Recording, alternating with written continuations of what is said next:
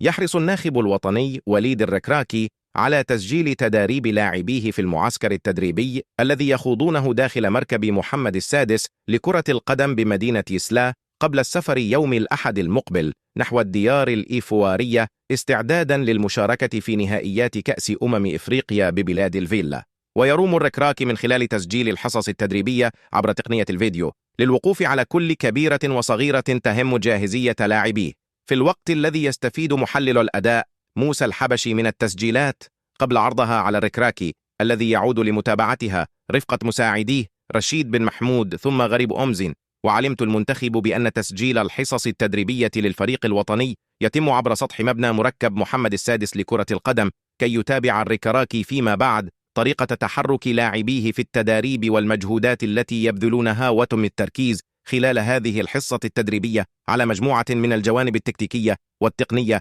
وتمارين بالكرة. وتميزت هذه الحصة الإعدادية باستقبال خاص للاعب أشرف حكيمي الفائز مع فريقه باريس سان جيرمان بكأس السوير الفرنسي.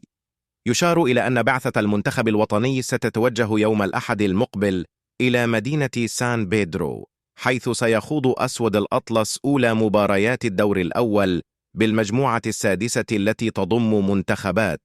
الكونغو الديمقراطية، زامبيا وتنزانيا.